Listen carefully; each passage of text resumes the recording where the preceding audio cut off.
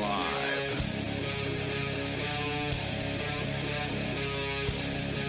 Free Talk Live.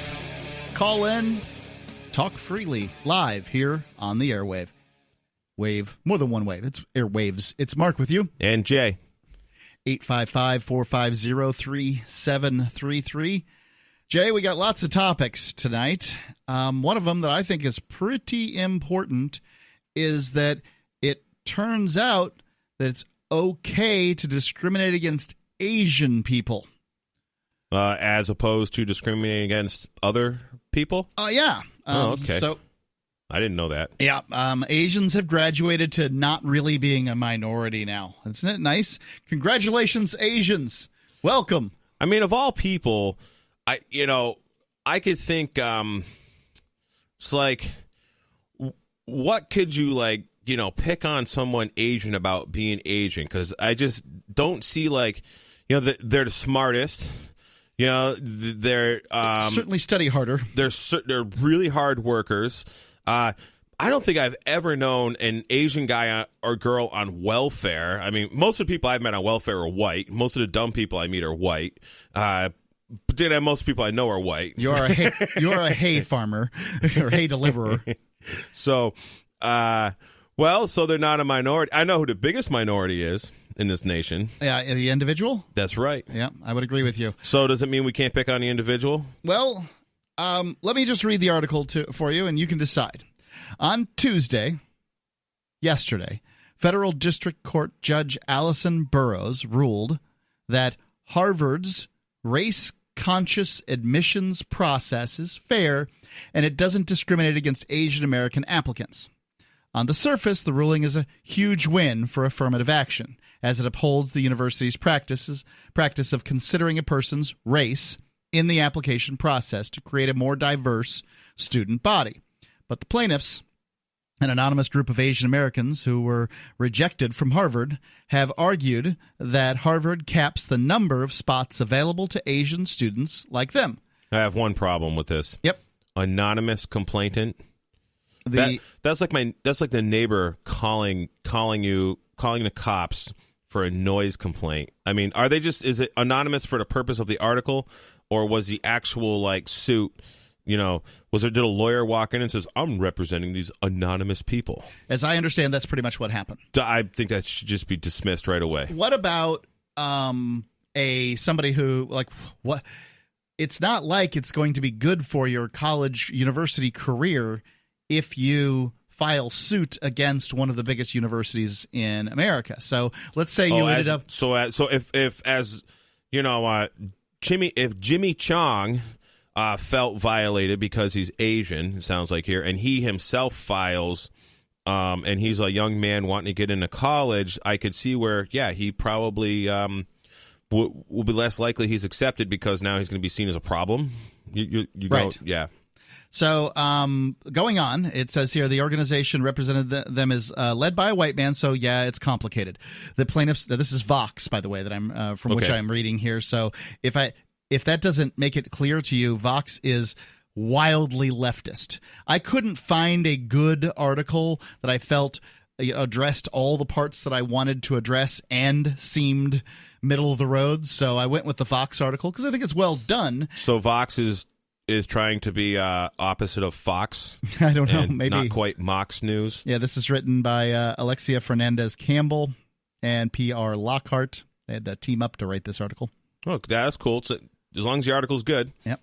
The plaintiffs are planning to appeal the case, and if it ends up in front of the U.S. Supreme Court, conservative justices like Neil Gorsuch and Brett Kavanaugh might end up outlawing affirmative action altogether. I mean, it's likely to end up in front of the Supreme Court because the justices that would rule in favor of it are likely to want to hear it. So this isn't the sort of thing. I think this will end up at the Supreme Court is my prediction. I mean, this affirmative action stuff is really nonsense. For example, my best friend in high school, his parents owned a very large construction company. Uh-huh. And it was his mom was a proprietor. She didn't know nothing about construction. It was the dad's business. He had worked it and been working it since he was a kid and built this, and he did all kinds of, he was a heck of a businessman. Yep. And I was like, so, mom, friend's mom, how come, why do you own the business? And the old man starts laughing. I'm like, I don't know, 17, 18 years old, maybe 15. Sure. He's like, well, because the lady owns it, we get these federally funded contracts. Jobs that other people don't get. And because what was the other thing, too? So, like, he had, I don't know, 7 or 8 of like the guys that were like worked on his crew, like their wives were like on the payroll basically for I don't know what, and basically they just gave them like a couple $1,000 bonus a year. I mean, they never showed up to work. It was all about X amount of the workforce being within this minority, configuration, so they could get like. They did some work for the Federal Reserve Bank of Boston, for example, and it had to comply with like a lot of this stuff. Right. And somebody who's never done a day worth of construction work in their life said, well, I mean, we should give preference to construction companies that are comprised of a demographic set as such and such or so and so. And that doesn't take any consideration into account as to, who's the best for the job, who is in the market force, labor force that's looking to be hired, or anything like that. What it looks at is that we want outcomes. We want equal opportunity outcomes. And what happens? Just what you're talking about. Somebody sets up a business that is minority owned, in this case by a woman who's, by the way, women aren't minorities in America or, frankly, very many places around the world. Yeah, they're about, roughly half the population? Slightly more than half the population. They live longer. So the man would be the minority if we're going to be talking about, this particular who's more minority between the two, right? Oh, now you're looking at actual definitions of words. So no, we can't do that. Oh, okay. Yeah, or if we need a labor force comprised of this, that, and the other, then then somebody's just going to comprise their labor force of this, that, and the other in order to get the contract, so they can go about doing the work. And now Harvard is a private organization. It's basically an investment fund with a colleging wing now, a university wing now, because they have so much money that they don't really need to do the whole schooling part, and they'd continue on with their thing. Elizabeth Warren went to Harvard. There's a guy running for Senate in Massachusetts. His name is it's slipping me, but he had a big sign that said "Vote for a Real Indian." He's an Indian fellow from India. Well, her parents are from India. I think he's born here. He's a native. Yep. He's Native American. He's an Indian. He's a real Indian. Anyways, I'll think of his name in a second. But he. Shiva for Senate. I forget Shiva's last name, or Shiva could be his last name. But he did a talk with Ernie Hancock back in the fall last year, and he talks about how everybody that comes out of Harvard is essentially these crooked, corrupt politicians, that make it up through, and just like all the politicians that come out of Yale, and they're all part of these, I don't know, secret society, whatever. Kind of, in 2000 was it 2006, 2004? 2004, we had 2 Skull and Bones members running against each other. Now, not only were they Harvard boys, but they belonged to the very same club with this ominous sounding name. I'm not sure what the club does. Don't particularly care what the club does, but nonetheless, that's fertile soil for anybody who wants to create some kind of conspiracy theory, and for very good reason. So what it does is it brings me to a point that I like to make is that there's kind of the rest of us. There's 2 groups: the rest of us and those who would purport to rule us.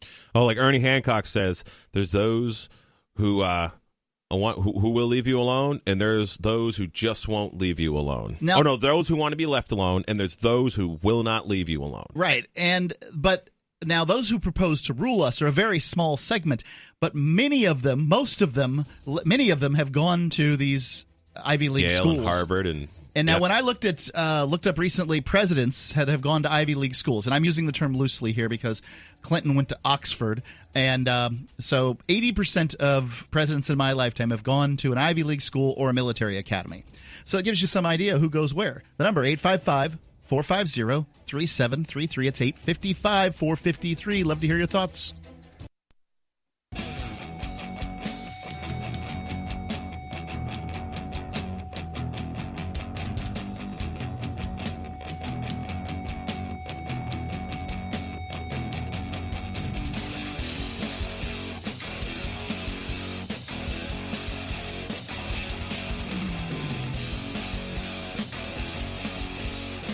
Free Talk Live.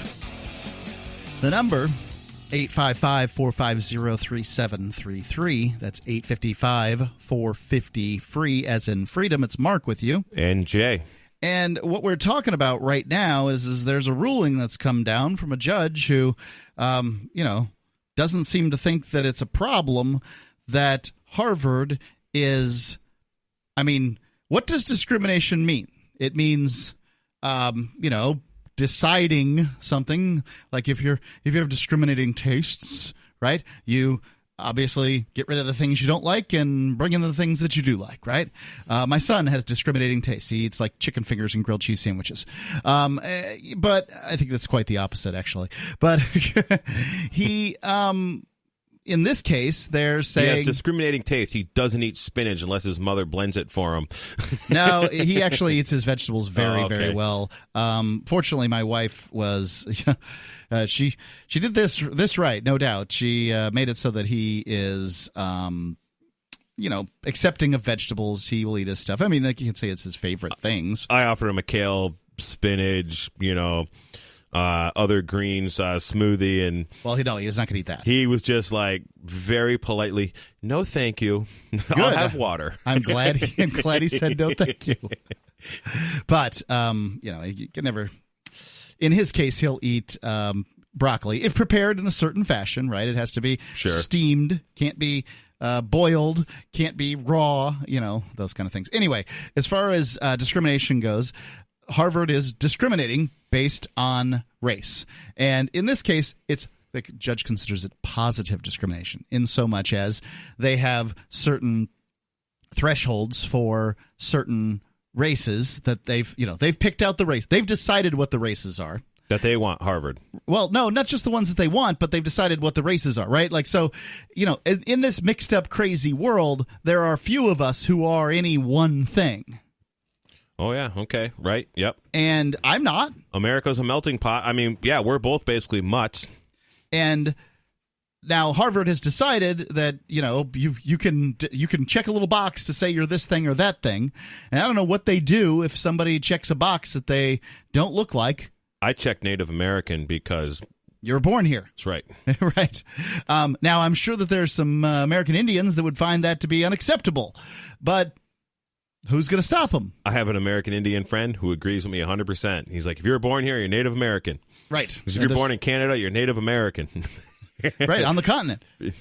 And that's also something I'm kind of interested in is basically anybody who's from Central America, Mexico, or South America. Mexico, Guatemala, whatever, is also a Native American. But they have a Latino designation for them, and I don't know. So those anyway, lucky guys who don't get sunburnt like me. So Harvard, has determined which categories they want to have more of and gone about trying to get more of them. One of the categories that they don't need any more of, and I suspect the other category, several categories are like Indian, Chinese, Caucasian. They probably feel like they got plenty of those. There's a university that I was in Illinois. I think it's UIA, and it was somebody who was there, jokingly told me, the locals call it University of Indians and Asians. I don't know what the actual designation is, but 10 years ago, UMass was like that. I say 10 years ago because a relative of mine was going to school there 10 years ago, and I went and helped him out with several projects and a few different things, and I would have to say at least every third, girl or guy I saw walking around was either Indian or Asian. And which didn't, which I'm fine with, whatever. Well, yeah, obviously it's not representative of the population of America, but so. That's why there's such great Indian food in Amherst, Massachusetts, because there's great Asian food because these people know the difference that are going there because they're from those places. I love the diversity of places like that. My Harvard trained dentist that I go to, Asian, and I am, happy to get the good treatment that I get. He's watching this case. He and I have talked about this case in his office. He's delighted that I recently visited Seoul. He's Korean. And doesn't seem to what he I mean, obviously nobody wants to not be able to make the cut because of their race. Like, that is an unpleasant thing to have happen. And so is this what Harvard's doing? Is this basically their just you're not accepted because you're Asian kind of thing? Well, it's so like there's a certain percentage of Asians and a certain percentage of Indians and a certain percentage of whites and blacks and Latinos and whomever. I don't even know all the categories. They do. I suspect they aren't telling the rest of us because, well, there's a court case on.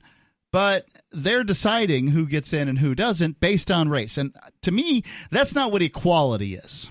I'll tell you what, if there was a bakery that only baked cakes deciding on race or maybe sexual preference, and I found out about them, I just wouldn't do business with that bakery. Likely, that bakery would be shut down, too. Well, and it would be. But since you have the likes of all the political elite have, alumni, our Harvard as or most of the political elite, they're probably not going to get shut down for something like this. So agreed. It's very difficult. And one of the points I was making is basically a Harvard degree is a license to rule the world. And obviously, the majority of people who get a Harvard degree aren't likely to be a danger to yourself or anyone else. They're not all psychopaths, everyone who gets a Harvard degree, but there definitely is a percentage of psychopaths in every group as far as I'm concerned. You know as well as I do, if somebody, oftentimes, and I'm trying not to be the way I am, but, I'll just be me here, right? So Harvard's kind of like being a vegan. Having a Harvard degree is kind of like being a vegan. You got to mention it. You just like I'm going to have to mention that. Every vegan I know does mention it. And Tom Woods, for instance, it's difficult to know Tom Woods without knowing that he's a Harvard grad. Now, as a libertarian, I find it very interesting, and I like Tom Woods, and I like that we've got one, we got a Harvard grad that we can trot out. If they trot out their Harvard grad, we got ours. I like that. However, you're going to find out relatively quickly that Tom Woods is a Harvard grad. And I think Tom Woods is a brilliant man, and I think you have to be pretty smart to get into Harvard, usually. But when they start lowering the standards for certain racial categories, then it really just diminishes the whole thing for everybody. What's the benefit to Harvard? Does that article get into this at all? The benefit to going to Harvard? No, what is the benefit of Harvard picking and choosing its race demographics to fill its roster? That because colleges generally, and Harvard specifically, is populated by a bunch of ultra liberals out there that believe that outcomes are what determine discrimination, not opportunity. And that makes perfect sense. Yeah, that's just what it is. And what does Harvard care? There's always going to be plenty of students, and they don't need the money. They're basically a giant endowment.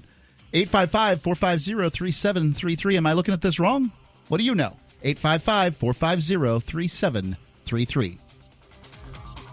You're not a wild animal, and you shouldn't be tagged and tracked like one. Where you go and what you do every minute of the day, tracked and recorded by your mobile phone, is often more revealing than your browser history. And tech companies make a fortune selling your location history without your consent. GoDark bags prevent location tracking and protect your privacy by instantly blocking all cell phone, GPS, and Wi-Fi signals to your mobile device. Plus, they're durable, water-resistant, and built for a lifetime of protection. Visit GoDarkbags.com/FTL. That's GoDarkbags.com/FTL.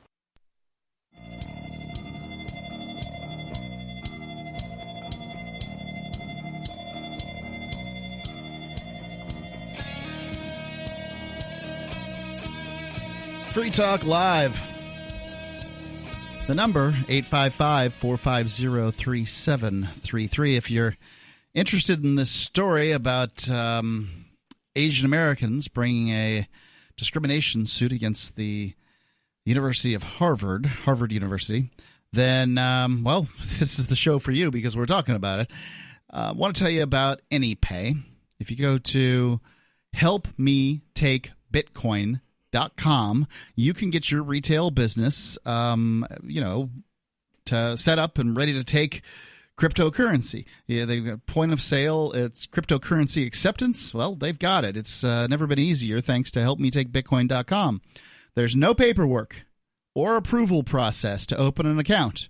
And if you have a business, you know how delightful that is. If you already have a tablet at your cash register, you're almost done.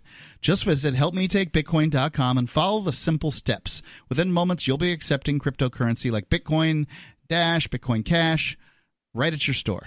Get started now at helpmetakebitcoin.com. It's helpmetakebitcoin.com, and they make it very easy. I use it AnyPay at several businesses around town, and they make it simple for you.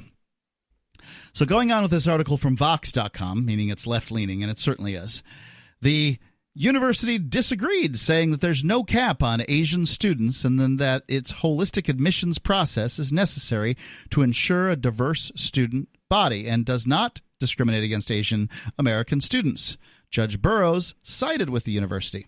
At least for now, ensuring diversity at Harvard relies in part on race-conscious admissions. So while they say that there's no discrimination, they say there's discrimination. At least for now, ensuring diversity. The trial raised complicated questions about the meaning of academic merit and what it should mean when we think about race in college admissions. For Asian Americans, the cause has also revealed significant divisions in support for affirmative action, making it clear that demographic can hardly be treated as a monolith.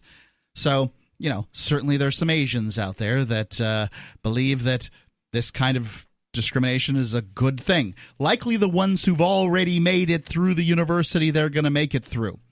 Kind of like immigrants that make it into, say the United States and then want to shut the border down. Oh, yeah. I actually worked with some Mexican nationals in Colorado that were like, oh, yeah, there's a lot of bad people in Mexico that want to come here. And one guy would tell me, and,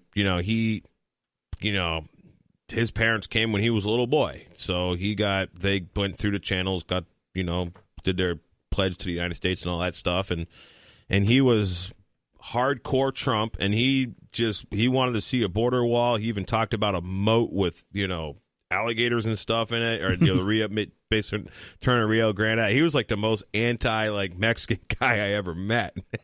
And it was like, it was kind of funny listening to this guy talk like this. I mean, he had a heavy Mexican accent. Oh, I've known immigrants that do the same thing. Absolutely. The court's ruling today confirmed that the Supreme Court has what the Supreme Court has repeatedly upheld, according to this Vanita Gupta. Affirmative action policies expand equal educational opportunities for all people of color, including Asian Americans, and are legal. He's the president of the Leadership Conference on Civil and Human Rights.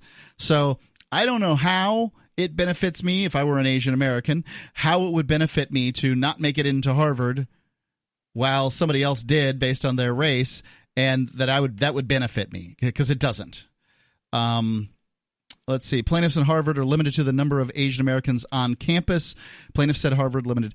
In November 2014, Students for Fair Admissions filed its lawsuit alleging that Harvard is employing racially and ethnically discriminatory policies and procedures in administering the undergraduate admissions program that are biased against Asian American applicants. The plaintiffs said internal data shows Asian American applicants are rated lower on personal metrics despite outperforming white applicants in other areas. So the SFFA argued that Harvard effectively uses a quota to cap the percentage of Asian American admissions, and that the school engages in racial balancing to maintain a certain racial breakdown on campus. So the Students for Fair Admissions demonstrates evidence that this is their stuff is happening, and the other side goes, "Nuh-uh," and the judge rules for the other side. Wonder why? To fix this, SFFA argued that Harvard and ultimately all colleges should no longer consider race in its admissions process, and that the Supreme Court rulings in support of affirmative action have been built on mistakes of fact and law.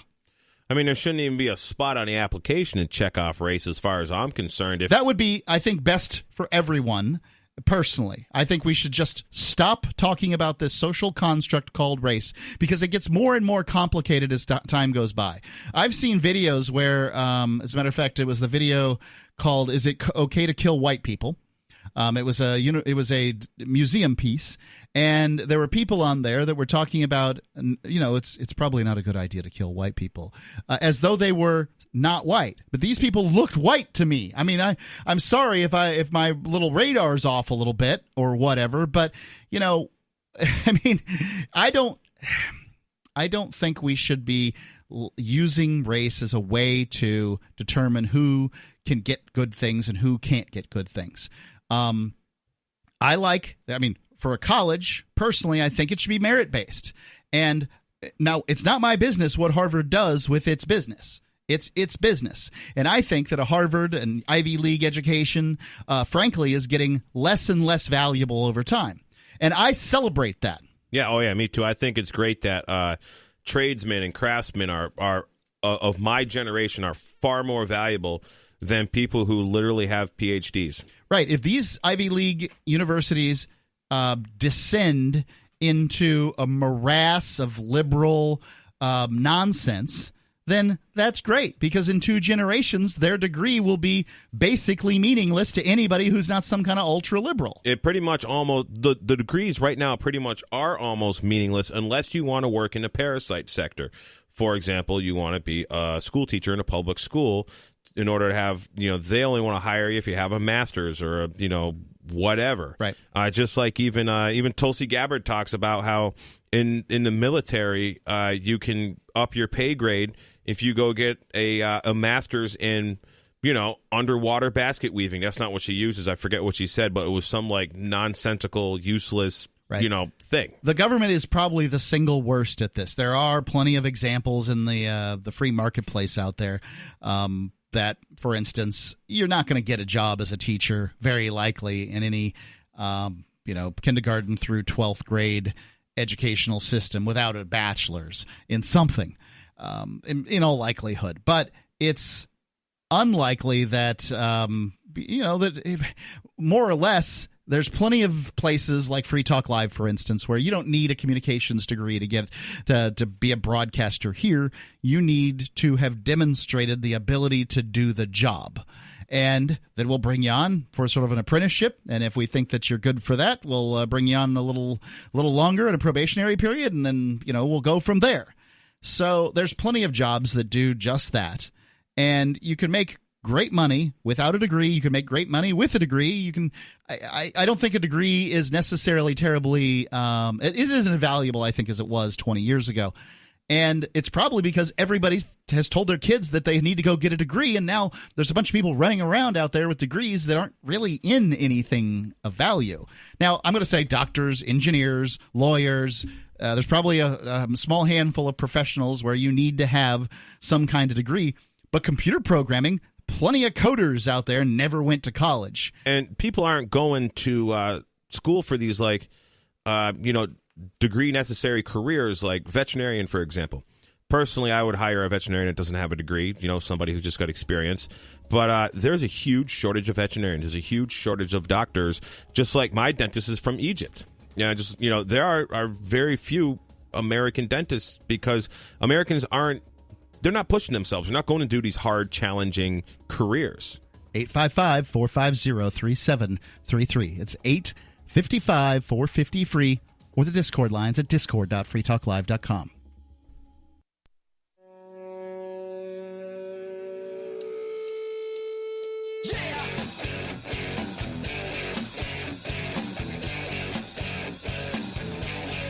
Free Talk Live. The number, 855-450-3733. It's 855-450-FREE as in freedom. It's Mark with you. And Jay.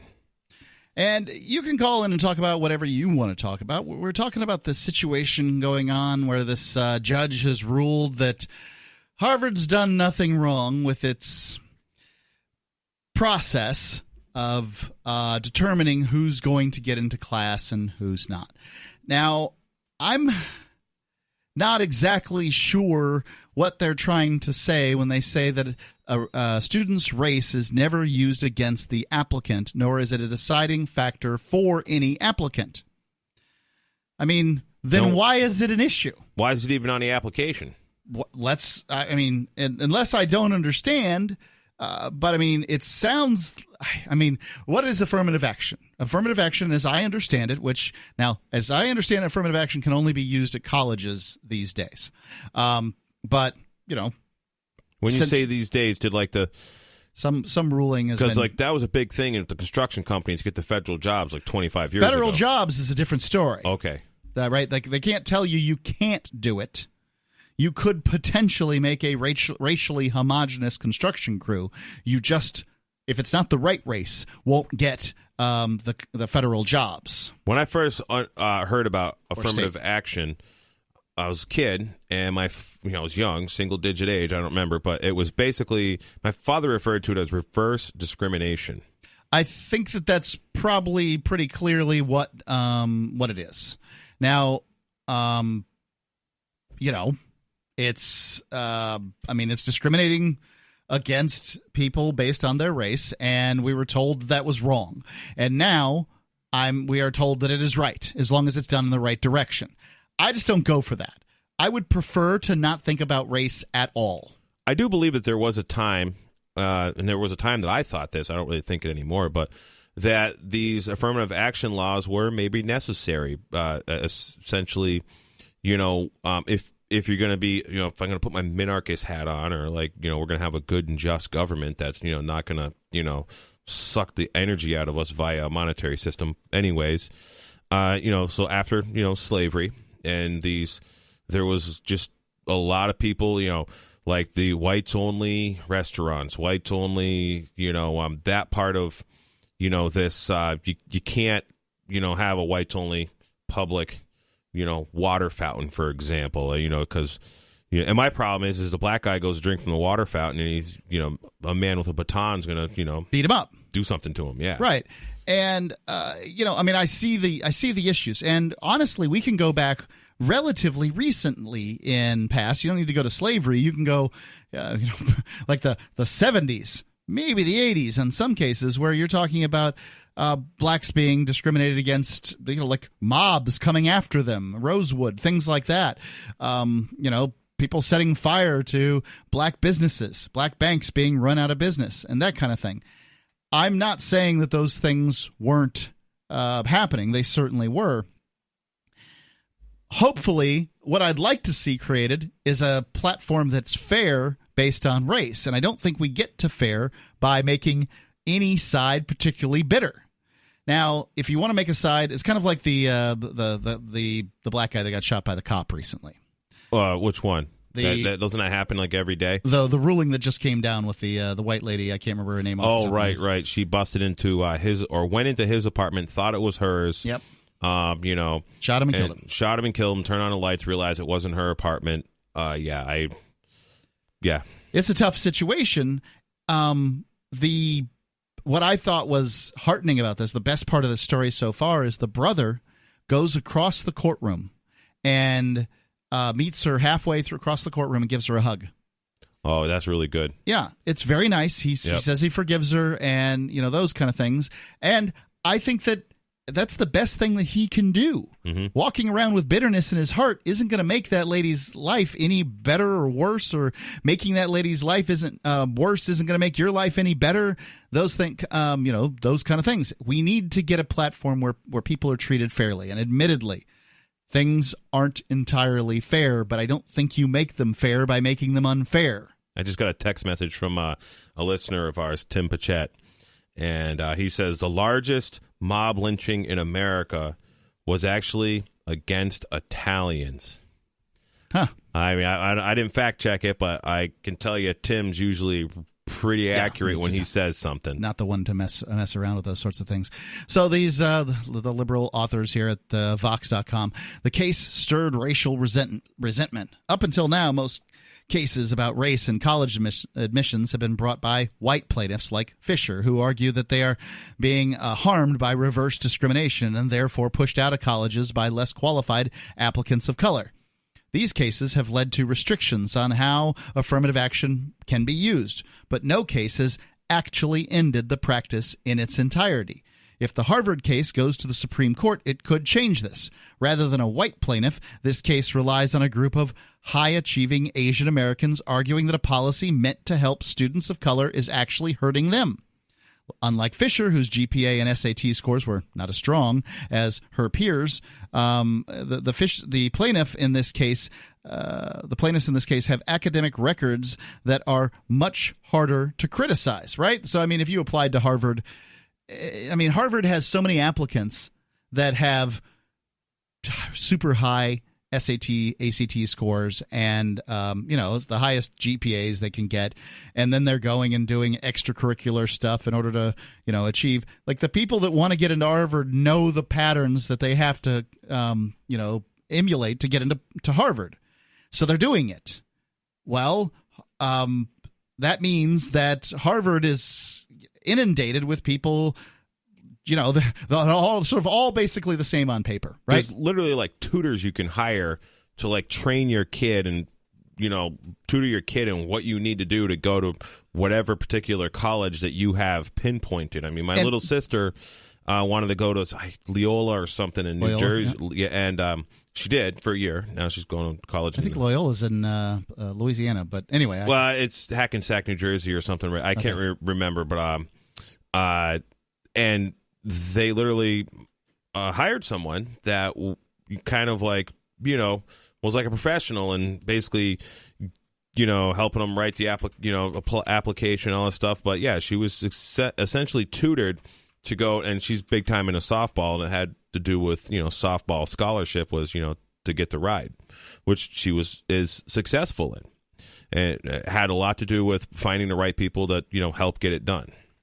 Right, and that's absolutely true. You can get a consultant. Most people want their kid to go to some kind of Ivy League school. Now, when I say Ivy League, I think we need to understand what the Ivy League is. Most people don't know what Ivy League schools are. There are 8 of them, and if you ask the average person to rattle them off, I think they're going to start Harvard, Yale, Princeton.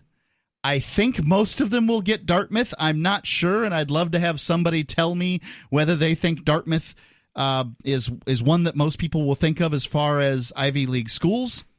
Then it goes, I'm doing this from memory. I don't know anymore after that. Right. Well, I'm not going to guess one that's wrong. So Brown certainly is. University of Pennsylvania. That's Donald Trump's alma mater. There's 2 with C's, and I always forget one of them. It's Columbia and then Cornell. That's the other one. So off the top, I memorized these at one point for kicks. Who knows why I memorize lists, but I do. And a lot of people would consider things like MIT and Stanford and maybe a few others. I know that some people call the University of Miami the Harvard of the South. I think that's pretty generous to the University of Miami, honestly, but it's a good school. Those are popular schools. A lot of people know that name. Almost everybody knows those schools. Now, some of those, they have different student body sizes, though. It's a lot easier to get into Columbia than it is to get into Harvard. So you can claim Ivy League at that point, but, whatever. And I think Oxford probably in people's mind would be considered an Ivy League school, but it's in England, and it wasn't established before. It was established before the United States Revolutionary War, but it's not in the U.S., so it's irrelevant. There's some other universities out there that probably would deserve the title of top tier, but people use Ivy League to stand in for top tier. Basically, that's how the language is used. And the reason people want to send their kids to these schools is because they understand that if you have a degree from one of these recognizable names, Harvard, Princeton, Yale, Stanford, MIT, Oxford, some big company's going to hire you. Right away. You're snatched up right away. But not just that inside any peer group, people are going to defer to you on certain topics. Yeah. Probably not NASCAR. But probably if you talk about politics, you'll get a certain level of deference. Why? Because you went to the right school. And that's silly, but it's true. 855-450-3733. It's 855-450-FREE, as in Free Talk Live. And not to mention the shedding. I would vacuum the carpet 3 times a week. Frodo was scratching all night long, bouncing on the side of the bed, keeping me awake the whole entire night from all the scratching and chewing. It kind of makes you neurotic. Does your dog itch, scratch, stink, or shed like crazy? Mounds and mounds of fur all over the place. Come to Dinovite for help. DINOVITE.com. If you want the dog to be healthy, you got to feed it something healthy. Dinovite is nutrition. The omega-3 fatty acids. Flaxseed, zinc, alfalfa. Our vitamins and enzymes replace the nutrients cooked out of most commercial dog foods. He gobbles it up. He's not up all night scratching. His shedding is minimal, and it is such a pleasure to have my calm, relaxed, non-shedding puppy back. And I have to thank Dinovite for that. Don't let your dog itch, scratch, stink, or shed like crazy. Come to Dinovite for help. 859-428-1000. 859-428-1000. DINOVITE.com.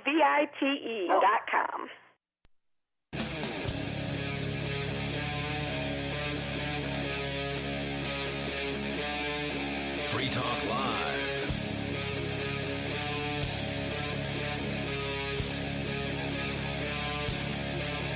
Free Talk Live.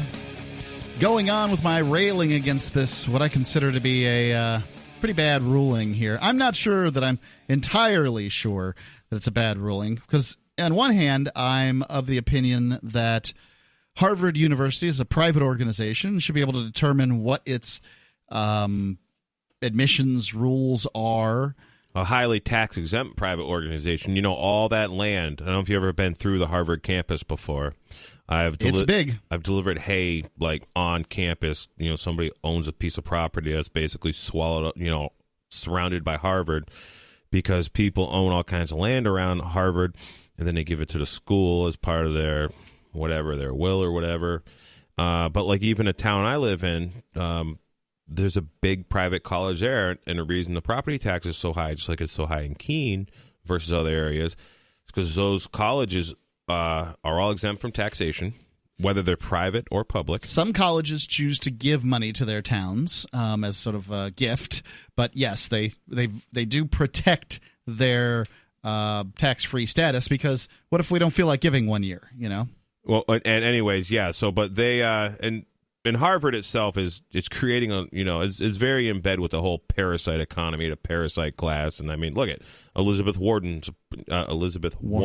Well, how many presidents have been Harvard grads? I mean, Harvard is, and they're probably all scumbags. Well, because most of them are. I did say presidents. Yep. So anyway, going on with this article from Vox, which is clearly not intended to be middle of the road. An appeal could have a drastic effect on how elite schools use race in admissions, especially since last summer the Trump administration rescinded Obama-era guidance on race in admissions, urging schools to adopt a race-neutral approach. The Department of Justice also filed a statement of interest, siding with the plaintiffs in this case, arguing that Harvard failed to show that it does not unlawfully discriminate against Asian Americans.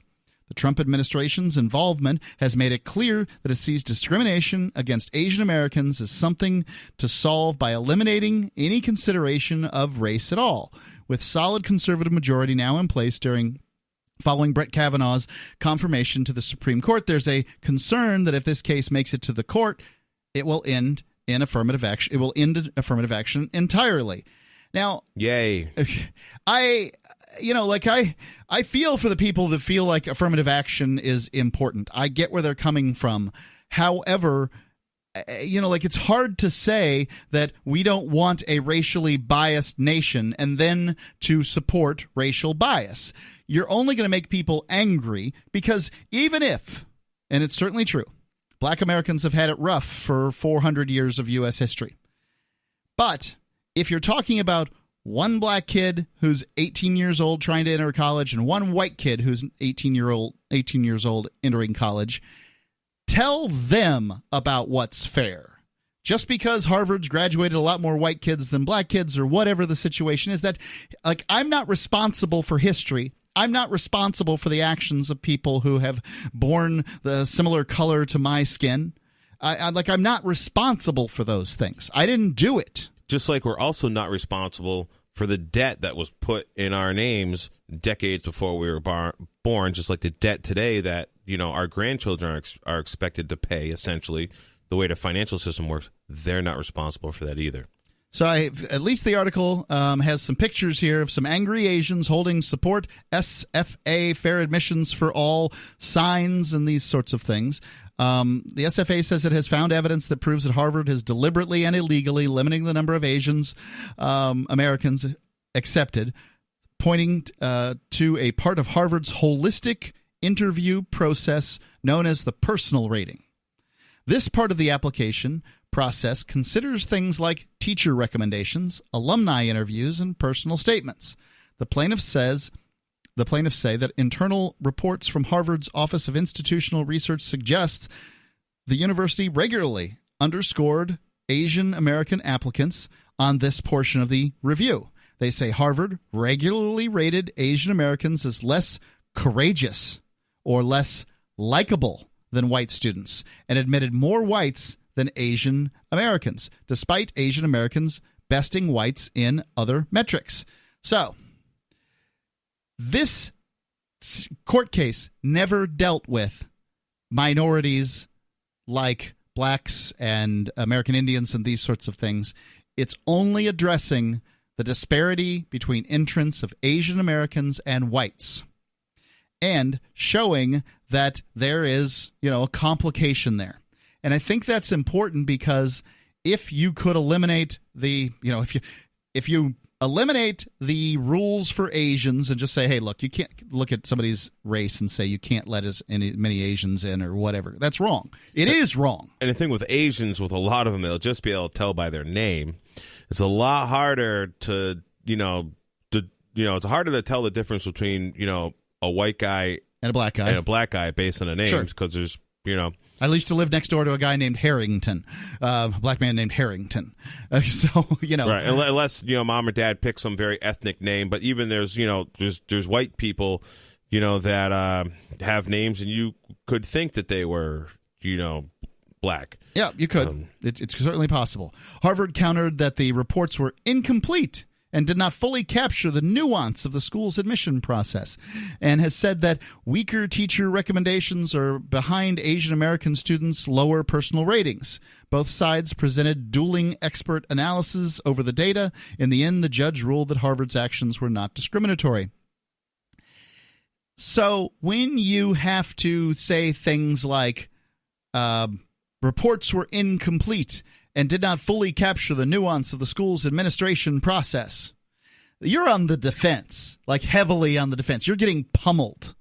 Wouldn't it be better? And again, this is Harvard school. Harvard should be able to do what they want. Harvard should be able to introduce a completely non-white, student body, if that's what they want to do. Sure.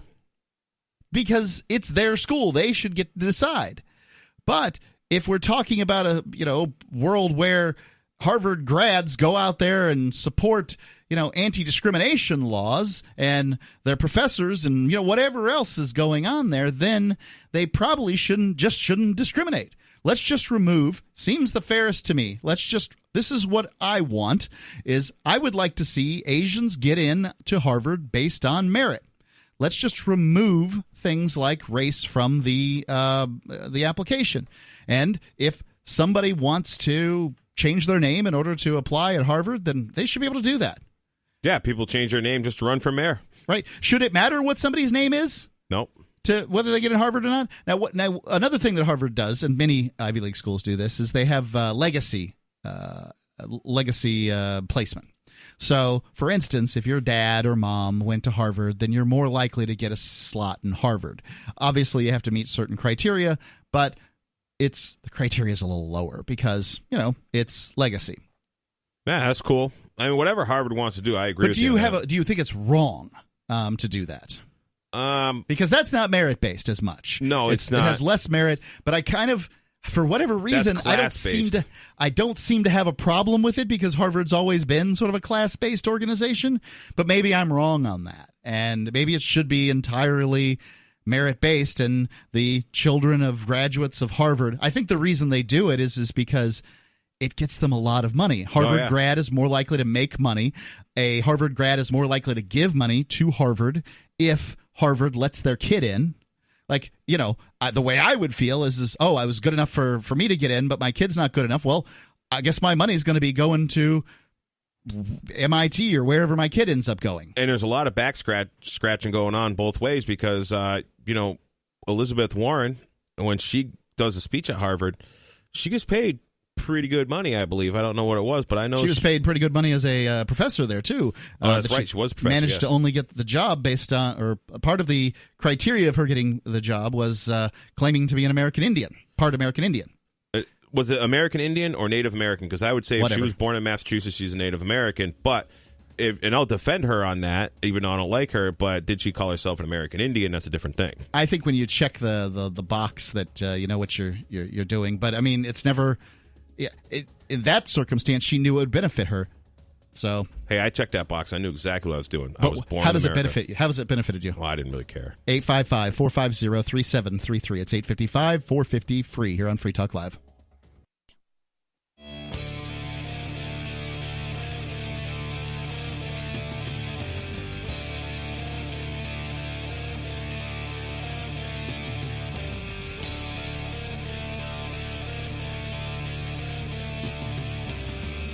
Free Talk Live.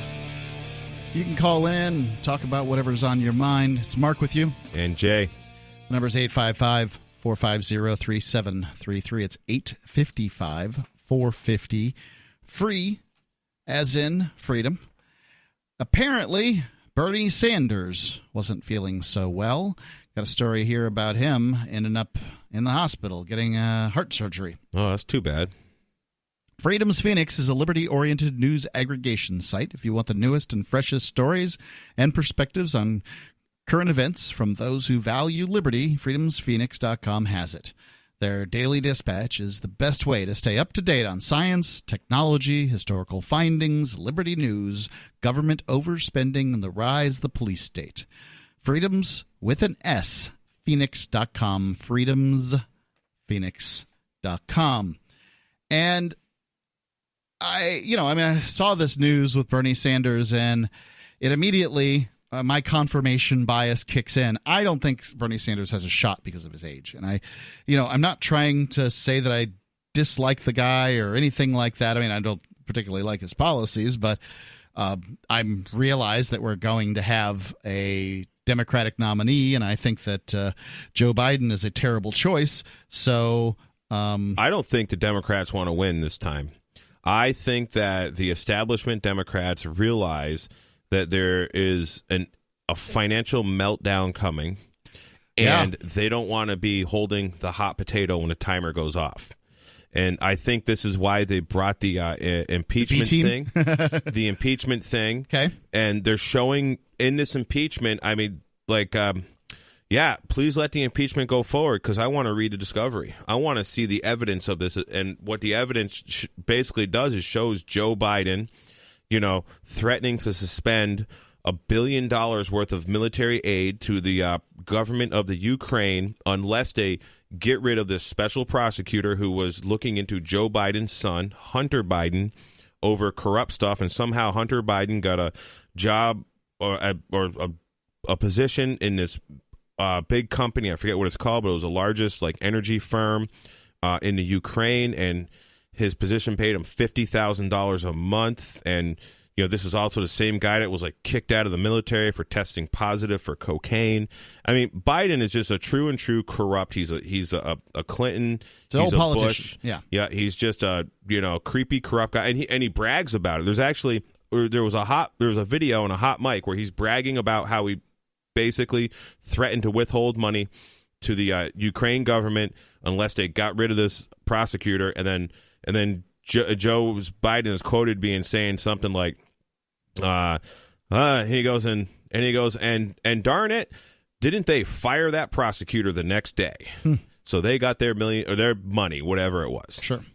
Now, I don't know, again, I don't know anything about this, but I would say that there's a whole YouTube video of him saying it, the whole explaining the whole thing out. For me as a libertarian, I'm just sitting here with a thing of popcorn, watching what's going on. I don't care what happens. It really doesn't matter to me. I want to disrupt the DNC in a bad way. I want to disrupt it all. But Trump really does disrupt the Republican Party, the RNC. Yep. And Tulsi disrupts the DNC, and later on I'll tell you about my disruption plan that I want to spew to everybody. Well, let's quick talk about the story about what happened with Bernie Sanders here. Just going on with this article here, since I've got bad vision. And the thing with Bernie Sanders is I believe that last time around, the DNC stole it from Bernie Sanders. I do believe that when it comes to numbers and people actually motivated to vote, that Bernie last time around could have beat Trump. I believe he could, too. I don't know if they stole it from him, but Clinton clearly was prepared to stack the deck. It has every look of that. So I would say yes, that the DNC did steal essentially the primary from Clinton, because the DNC is just as it's a private charity essentially. They can pretty much do whatever the heck they want, and they can change their votes around and do other things the same way in the primary here in New Hampshire. Ron Paul's votes were pretty much clearly given to McCain in 2012. There was a little screw up in one of the big Boston Herald or something, where they actually showed the correct thing, and there was a Campaign for Liberty suit. And just like the whole Bernie Sanders campaign did some lawsuits against the DNC, and the DNC is like, yeah, we can take his votes and give them to Hillary. And they can. It's super delegates. The super delegates are people, and those people, they have a disproportionate sway on who gets to be the nominee and who doesn't, and I don't think it should be that way, personally. I think It should be the Democratic Party ought to be a little more democratic, is what I think. Well, they're just a bunch of crooks, just like and the they paid the price. They, they decided to put up the most distasteful woman in America against one of the most distasteful men in America, and look at the results. Going on here from the Daily Beast. Senator Bernie Sanders' campaign announced Wednesday that that's today, the presidential candidate had 2 stents inserted after the discovery of a blocked artery, and that he will cancel his upcoming events for now. During a campaign event yesterday evening, Senator Sanders experienced some chest discomfort. Following medical evaluation and testing, he was found to have a blockage in one artery, and 2 stents were successfully inserted, said senior advisor Jeff Weaver in a statement. So, he felt tired, and this is what people with heart problems will often say. They just feel tired, and, it's been a long day. Can you imagine a guy that's never actually worked in his life, a guy who was actually kicked off a communist commune for being too lazy, being the age he is, having, a blockage? I mean, sure. It's always these, people I know that have these heart issues and these blockages and things. They are generally, like, government bureaucrats that do nothing, well, that are unhealthy, they're not fit. The heart disease is going to hit just about anybody at some point, but comes on earlier, these guys who just don't do nothing. Senator Sanders is conversing and in good spirits. He will be resting up over the next few days. We are canceling his events and appearances until further notice, and we will continue to provide appropriate updates. Sanders, 78, has maintained an extraordinarily busy schedule for years, tracing him from his first presidential run to the midterms and now his second bid for the presidency. The senator was among the 10 presidential candidates set to appear Wednesday in Las Vegas for an MSNBC-hosted gun control forum, and had events scheduled in California in the days after.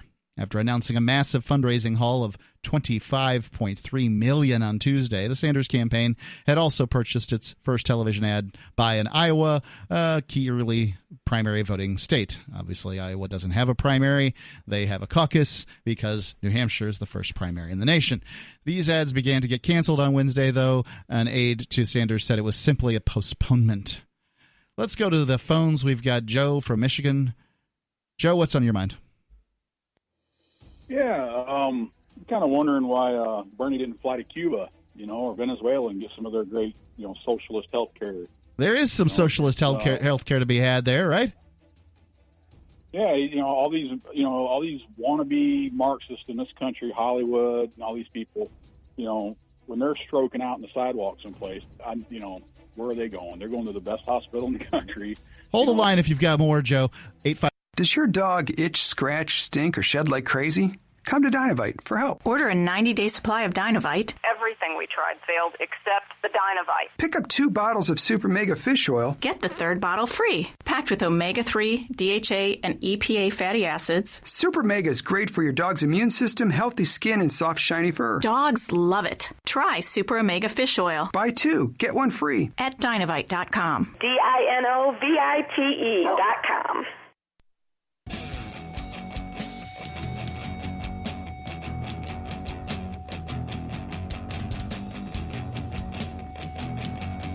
Free Talk Live. The number, 855-450-3733. 855-450-FREE, as in freedom. You can call in either on those numbers, or you can use the Discord lines at discord.freetalklive.com. I want to tell you about Bitcoin.com. Bitcoin.com is, in my opinion, the first stop you should make when you want to learn about cryptocurrency. They've got a great, like getting started section right there at the top of the page, and you can click on that and learn about cryptocurrencies. And they make it easier for you. You can buy Bitcoin Cash through Bitcoin.com. You can get wallets. You can get find out ways to find it in your local area. You can get news if you and they've got a real news department, not some kind of news department just reposts other people's stories. A real news department, as opposed to many of those other places. It's Bitcoin.com. Check them out. And it's just simple, that Bitcoin.com. I recommend it to people because I give a discount when I, do property management work or whatever in cryptocurrency.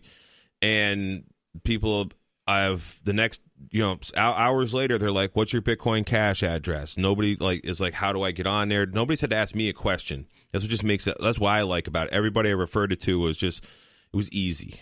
I actually had an experience where I can point out the sort of crypto economy that goes on here in New Hampshire. I recently, I think it was last week or the week before, had sort of a brief consultation with an educational expert here in New Hampshire who has somebody who prefers cryptocurrency that plows her driveway. And I paid her for the consult, and apparently she's going to go on and then pay you in that cryptocurrency. So it's going around. This is I know who this is. Yep. The slow money thing. If you ever read the book Slow Money, I mean, this is what they were talking about: spending local. Well, cryptocurrencies make it so that money stays in your area. So let's go back to the phones. We had Joe on from Michigan. Joe, you're back on Free Talk Live. Yeah, my point is that, all these little wannabe Marxists in this country preaching down to everybody else. If you check them out, Michael Moore, all these guys, they don't practice what they preach, man. I guarantee you Michael Moore don't go down to Cuba to get his health care. And just like Bernie didn't say, "Hey, screw the, wherever he went, send me down to Castro's doctor or whatever down in Cuba." I mean, never mind go to Cuba. These guys, they don't go to the ER, at the, local, place. I'm sure they got their special valet service, boutique, whatever. I don't even know what it is. Bernie, the doctor, probably goes to Bernie. That don't happen for us. Yeah, likely that's the case. But if Bernie can afford to pay the doctor and the doctor wants to go to give a private visit, he absolutely should be able to. It's just that it just shows sort of how they're out of touch. The same people that don't want you to to be able to own a gun have armed people that stand around and protect them. And those people who don't want us to own guns, don't want us to have guns because they're usually going to do things that will get them shot. Best I can tell. In a free world, perhaps. Joe? Yeah, they're, it's just like, Harrison Ford and all these guys are preaching down to us about global warming, but, they got, massive collections of classic cars and they fly their own personal jets around. And, look at what people do, not what they say. And, when somebody says I'm a socialist, first off, you can look at their life and see whether or not they're full of crap. And I don't know why people fall for like Bernie and all these idiots. I mean, Bernie Sanders is not a freaking Marxist. He's used it as he may have been when he was young, but he's definitely not anymore. And, that's all the Democrats are offering, man. and they set up obstacles to us. You know, I mean, they don't live by the same laws that we live by. You know, Bernie Sanders. Their politicians are, they're disingenuous. They're using the political process to get where they are. I'm sure that there's plenty of people out there that support them. Thank you for the call, Joe. Appreciate it. And we do essentially have socialism in this country, in the broad spectrum, where there's a lot of social programs that are paid for by government.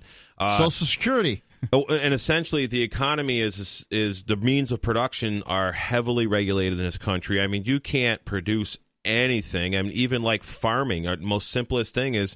It is so regulated in the form of crop subsidies that, the guy who's growing chickens make organic chickens is asking $6.99 a pound for organic chicken, but you can go into Safeway and buy it for 69 cents a pound.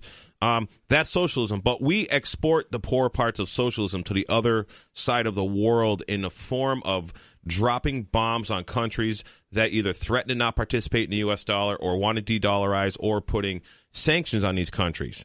Either extreme, that is how the United States exports socialism. Let's the go bad parts. Cody calling in from Texas. Cody, you're on Free Talk Live. Hey, Mark. Glad to hear your voice. I was just listening to your podcast about your B-17 trip with Jack, and I went to Google just kind of remind myself what a B-17 looked like, and I saw that it looks like there's one less in commission. It was a crash today.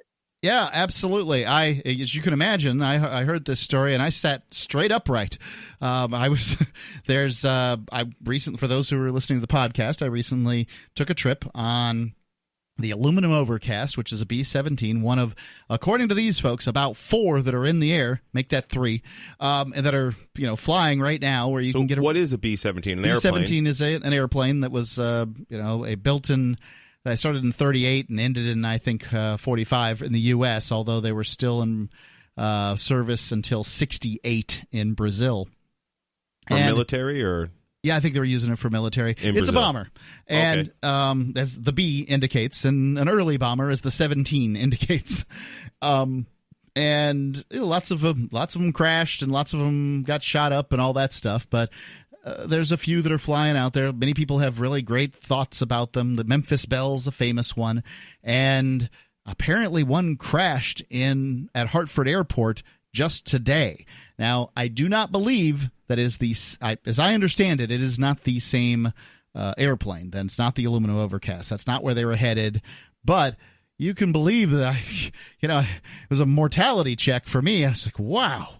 That could have been me. And that could have been my family. How bad was this crash? Very bad. Like people died? Yeah, 7 people at this point are considered dead.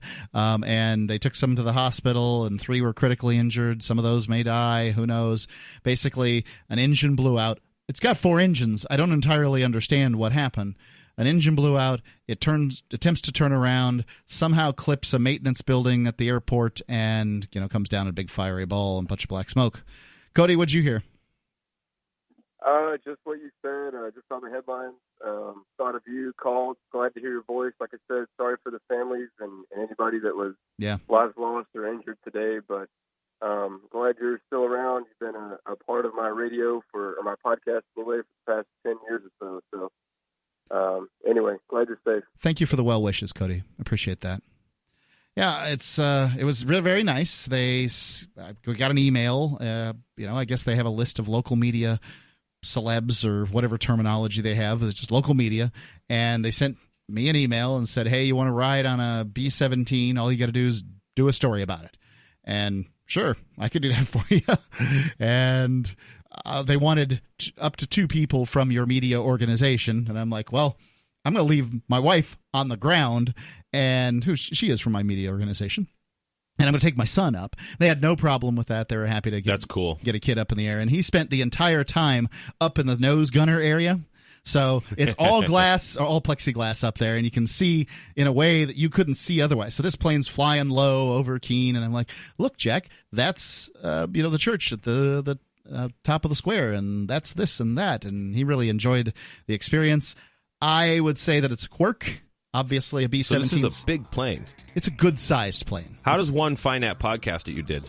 Go to archives.freetalklive.com, search B17. It should come up. Just for 17, I'll bet you it comes up. It's going to be in the month of September. Oh, so, cool. There you go. 855-450-3733. That's September 2019. 855-450-FREE. Free Talk Live.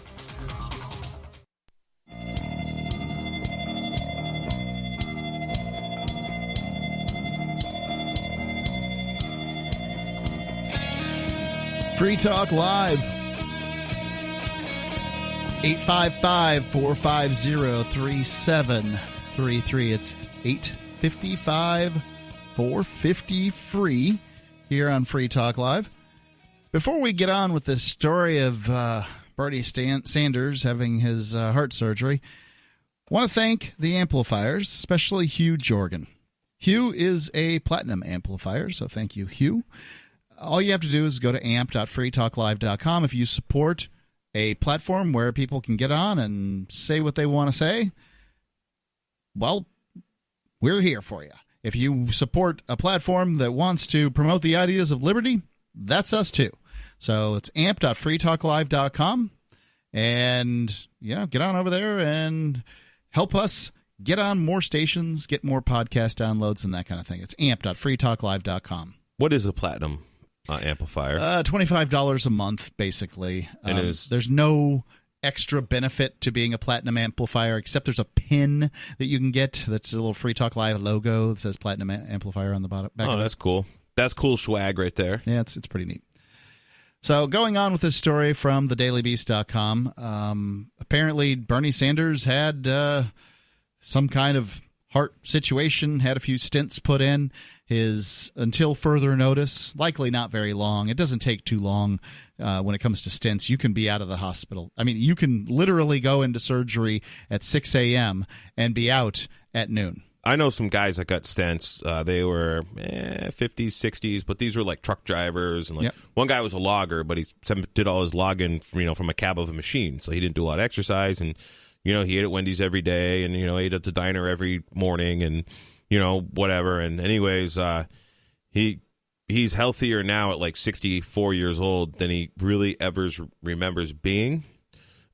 It'll change your whole view of things, having a heart situation. I mean, I want to be there for my grandbabies. And that's why I quit smoking, is I had a kid.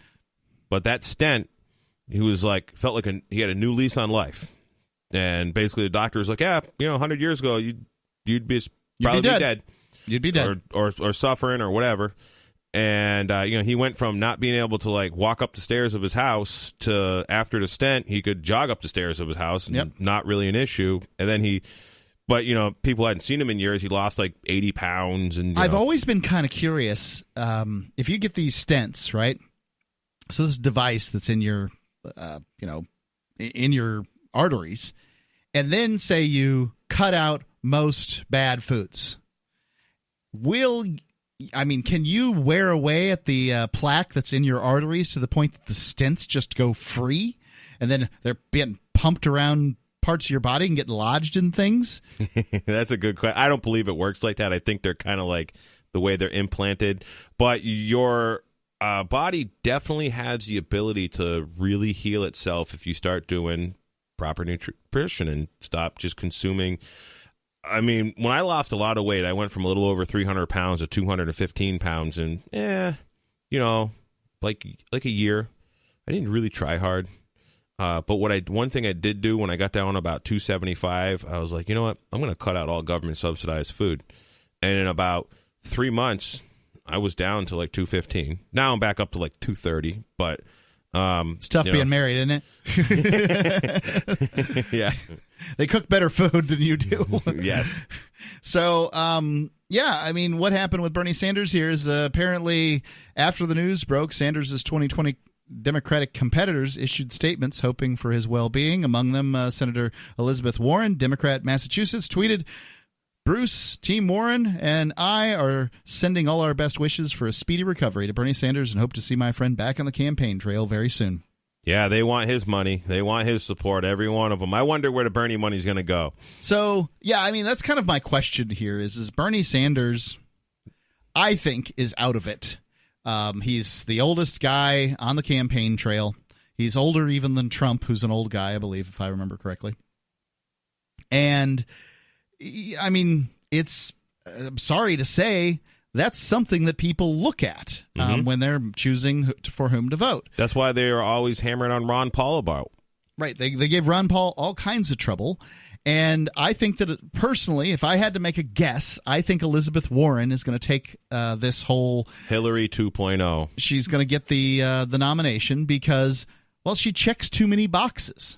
She's the establishment frontman right now. Right. She has been establishment bought and paid for probably ever since she's been groomed as a child for this position. Who knows? The leftists in the Democratic Party want their day in the sun.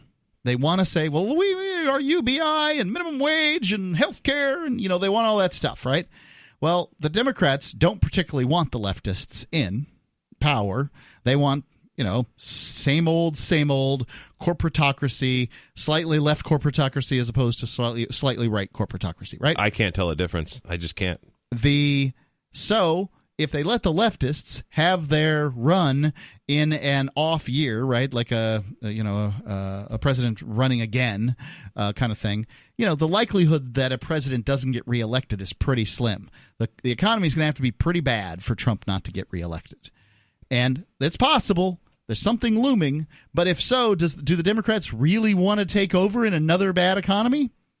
I really think the Democrats don't want to get it just because, just all the numbers, all this banking stuff. If you listen to Tim Paquette and his podcast and the thing he talks about, and Liberty Advisor, you have he's on Ernie Hancock's show, Declare Your Independence with Ernest Hancock in the morning a lot. And you listen to a lot of these guys just literally going to the Federal Reserve and Fed Bank of New York website page and just reading off things. Like, there's all kinds of economic stuff that just doesn't make sense. And then you got, the Fed pushing the interest rates down more. There is like a meltdown, is imminent within the next presidential term is like literally the target for this, meltdown, according to all the guys that processes data and that, talk about it. And I really think that the DNC understands that they don't want to be. If there's a hot potato, they're been thrown around for decades now, or a decade and a half, or whatever. And they got it the last go around with 2008. Obama, and it should be interesting to see what goes on in this next go around. But it seems like I don't know whether it seems like that they the party, right, don't care that much if they particularly win this one or don't expect to or something like that. But it's also interesting is that Tulsi Gabbard, the one candidate that sounds different than the rest, because they're all basically trying to out-left each other right now. The one candidate that sounds different than the rest, she can't get a good press story, it seems. There's all these hit pieces out there against this lady, and I'm curious as to why they keep going after her. It seems to me like, well, the military-industrial complex does not like a soldier that speaks out against, bombing people in foreign countries because they make a lot of money doing that. The United States has descended from, world-ruling status to the point that we have to drop $5 million bombs on people's handmade huts. I was telling my son this, and he was laughing. He thought it was the funniest thing he's ever heard, is the idea that the American people are spending $50 million on a bomb that they're going to drop on a hut. And I can understand. Has nothing in it. I could see Jack laughing about this because how can you comprehend that? Where does that make sense? This goes against every rational thing that any 10-year-old who's got half a brain can comprehend. Of course it's laughable. There's it's a war. This war on terror, as they're calling it. It's a war against the American people and against really, really poor people in foreign countries. Sure, do they kill some bad guy now and then? I'm absolutely certain they do. But when you look at the numbers from the Obama administration, back when you could get some numbers on this stuff, of these people are killed, it's an outrage. I think what's another outrage is Democrats on Facebook saying, oh, the Obamas, they were such a good family and there was no no war. Well, not no war, but they were saying that there were no scandals in the White House. It ought to be a scandal if you use your remote control flying killer robot to drop bombs on innocent people's kids. That ought to be a scandal. It's scandalous that the American people don't find that to be a scandal. It's scandalous that you want to fawn over the last killer in chief because, oh, well, he didn't get caught doing this or that in the White House. There's no dress as evidence. There wasn't this thing or that thing. It's disgusting. Well, the problem is the media is so complicit in this that the American people don't even understand that there was drone strikes going on and bombings. Even people who hate Obama didn't even know that Obama had drone striked more people than all other Nobel Peace Prize winners combined. They had no idea of this. That and fired more cruise missiles than all other Peace Prize winners combined. I had a sign out in front of my house that said that, and a liberal newspaper confirmed it as true. They did a fact check on it and said true. Not mostly true, true. Nice. 855-450-3733. It's 855. I want to tell you about my favorite cryptocurrency wallet, Edge Wallet at edge.app. Edge is the wallet I use more than any other, and that was true long before Edge Wallet became a sponsor of Free Talk Live. Edge Wallet allows you to buy, sell, trade, and securely hold your cryptocurrencies, including Bitcoin, Ethereum, tokens, Monero, Ripple, Dash, Bitcoin Cash, and more. It's available for both Android and iOS, and you can download it via the Play or App Store or via Edge Wallet's website, edge.app. Secure your freedom with Edge Wallet.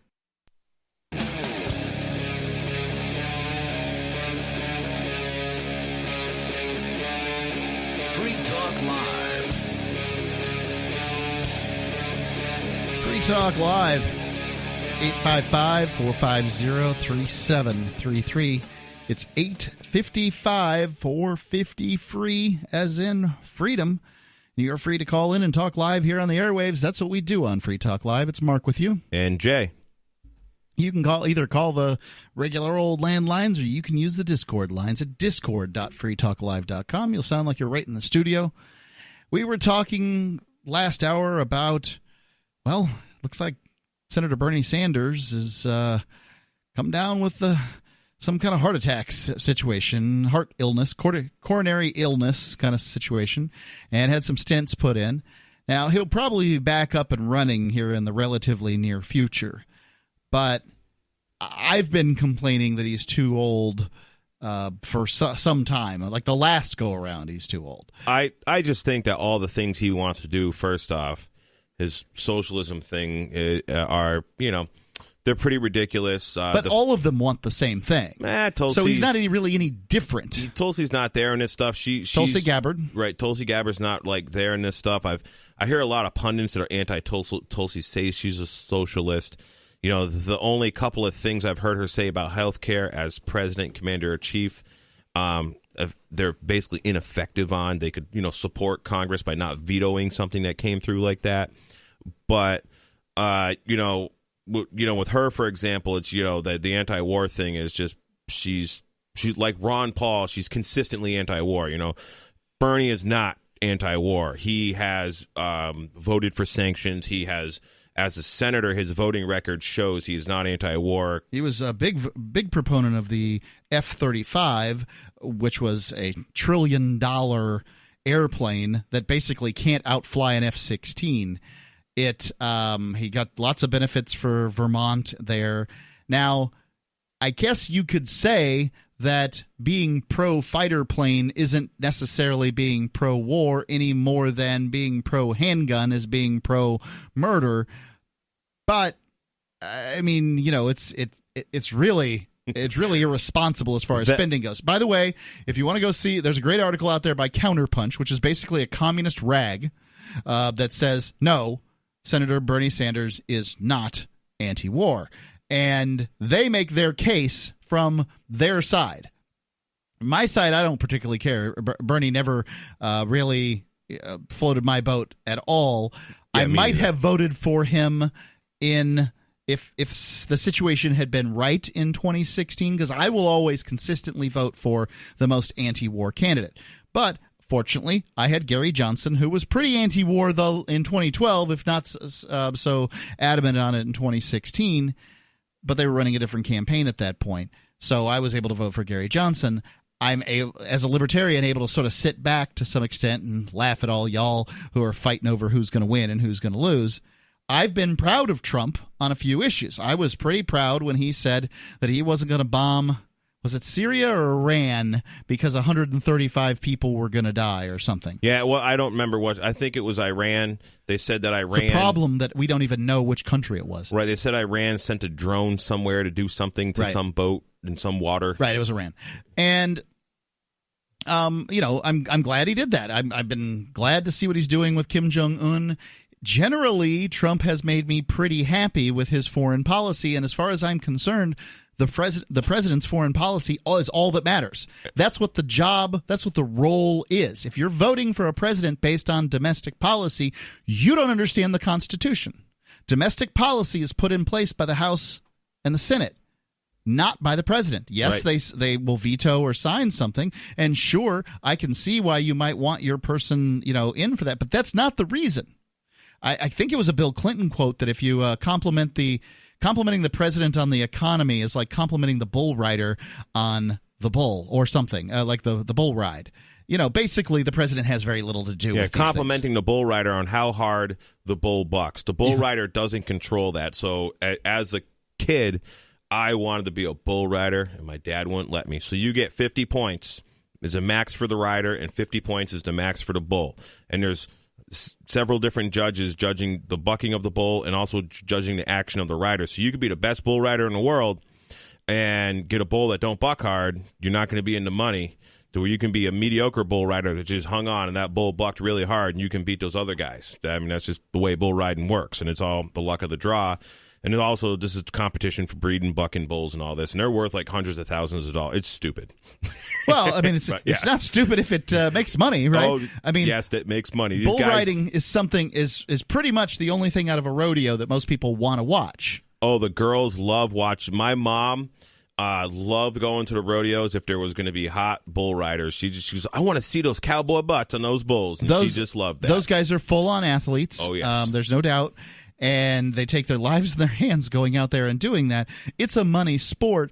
So, I may not like the money sport, whatever the money sport is, but I can appreciate that it puts butts in seats, and it sells ads, and it does these things that it's supposed to do. By all means, I'm not here to give it any trouble. Where were we? How in the world did we get onto bull riding? Speaking of bull, as in bovine feces and the DNC, I really want to disrupt the DNC. I want to see them be disrupted because they're disrupting this election. They've disrupted the last election. The RNC has disrupted elections. I've watched it firsthand. I did participate and watch the vote in 2008 and 2012. I didn't have a horse in the race really in 2016, so I just didn't care. As far as I'm concerned, there was nobody out there I liked. I was pretty much about Ron Paul. I will pick my candidate based on somebody who has the likelihood. They have to have enough states that they're on the ballot in order to win. So they have to be on enough states to be able to win enough electoral votes to walk through this. I'll support somebody who manages to get on the ballot in that many states and has their name there where somebody can check it as opposed to writing it in or something like that.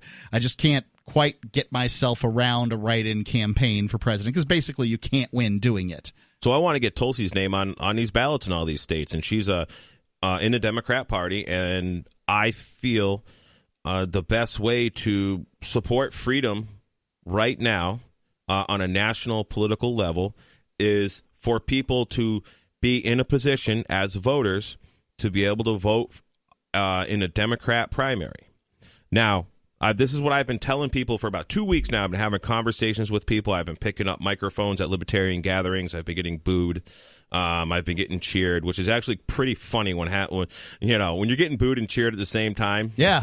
And it's like you people who are booing me, just please come talk to me. I understand. You're the guys I need to talk to. That I understand why principled libertarians are like, Tulsi Gabbard, why do you support her? She's not a principled libertarian. And she's not. Yeah, sure, she's not. And but she is one of there's going to be a Democratic nominee. Would you like that Democratic nominee to be lukewarm on war, to be totally pro-war, or to be totally anti-war? Well, now, at this point, that's all that's happening, ladies and gentlemen. There is a Democratic nomination process going on. We're not talking about who's going to be president. We're talking about who the Democratic nominee is going to be. And if you don't understand that as far as politics, you need to think about it for a little while. So, do you have an opinion on who the Democratic nominee should be? Because I do. My opinion is it should be Tulsi Gabbard. Not because she's the world's most principled libertarian. She's not. But I'll bet she's paying a little bit more attention to libertarian philosophy these days than she did a few months ago. She's getting huge libertarian support at all her town hall meetings. Right. And the number one threat to life, liberty, and the pursuit of happiness is freaking war. It is freaking war. And whatever we do to other nations of the world, I believe in karma, that we're going to receive karma. We're going to inherit karma, even though it's not the will of us people. It is the will of the politicians who are allegedly representing us. I don't mean it in a spiritual sense. I mean that it's pretty obvious. I mean, you could go through. I just saw some chart that I can't remember. Maybe I saw it on, I don't know. Somehow it came up on my screen. It's like the nations that hate the U.S. the most. Look, I don't need any trouble from people in Argentina or Indonesia or whatever because they dislike the U.S. Canadians just dislike us because of our foreign policy. I dealt with that when I used to do business in Canada. Right, and I have nothing to do with our the United States' foreign policy. 855-450-3733. It's 855-450-FREE. Your opinions are welcome. Free Talk Live, 855-450-3733.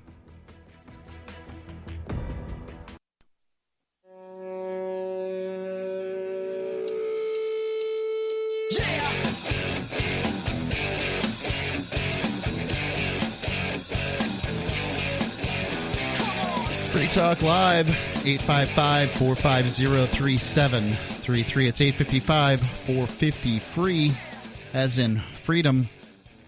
We were talking a bit earlier about diets. We were talking about Bernie Sanders and his heart situation, and I don't know what Bernie Sanders' diet's like, but I think we all can agree that our diet affects our health, especially later in life.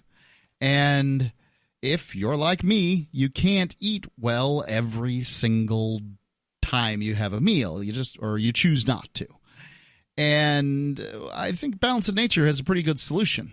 They've got these Balance of Nature fruit capsules and the Balance of Nature vegetable capsules. And with just 3 of each, you get 10 servings of fruits and vegetables. This isn't a drug. This isn't an extract or anything like that. It's just food dehydrated and put into a capsule. And it's a lot of nutrition. People who take Balance of Nature report that their skin looks better, bags under their eyes go away, they have an increase in energy, back pain is reduced or goes away. That certainly will happen if you lose weight. Getting sick, less or not at all, eating a good diet is going to help you feel better. You can go online, become a preferred customer, which gives you the best pricing and free shipping. After your 3rd month, Balance of Nature will ship to you at no additional charge an extra set of fruits and veggies. It's a limited-time offer. Don't wait. Go to balanceofnature.com and use discount code FTL. Balanceofnature.com, coupon code FTL. Let's go to Mike calling in from Washington, listening on KBKW. Mike, you're on Free Talk Live. Hey, you guys. You were talking about Tulsi Gabbard. I really like Tulsi. I was a peacetime grunt, 80s, so I didn't see any combat. She's a soldier. I think Donald Trump is a soldier also at heart.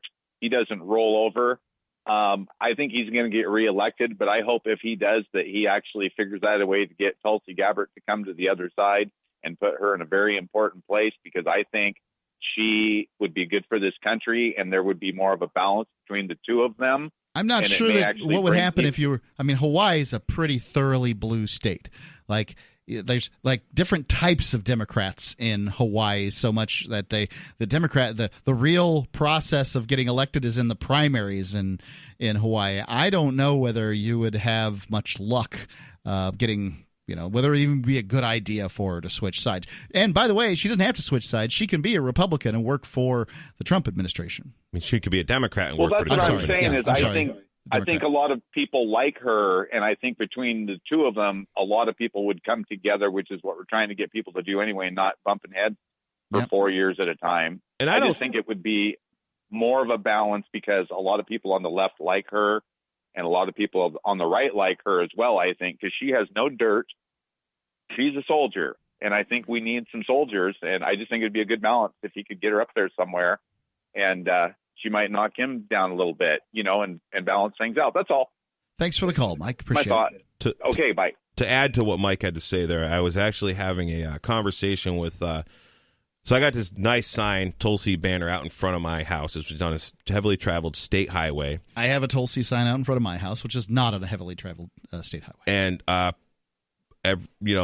often hearing horn beeps when people drive by. Yep. Now, I can't see what's going on at the road. Supposedly, Tulsi's winning the yard sign competition in New Hampshire. I believe that. And that's meaningful. Well, so she was out of the debates, and then they brought her back in. For somebody to come back in from being kicked out of the debates is incredible. There's been tremendous good press on Tulsi in the alternative media, in all the small media. There's all kinds of, whether it's Max Kaiser, Jimmy Dore, who's the governor, Ventura. Jesse Ventura has been talking about on his show.